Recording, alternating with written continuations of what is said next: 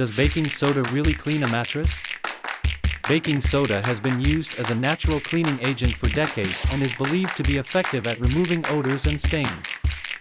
To use baking soda to clean a mattress, remove all bedding, vacuum the mattress, sprinkle baking soda generously, let it sit for at least an hour, and then vacuum it again. Baking soda can help remove stains and odors and may be particularly beneficial for people with allergies and asthma. However, baking soda cannot remove deep stains or damage caused by spills or accidents.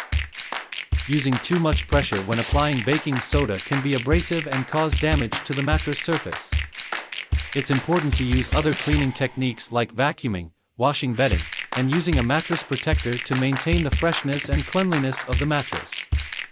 For stubborn stains or fragile mattresses, it's advisable to seek advice from a professional cleaning service to ensure a secure and efficient cleaning process.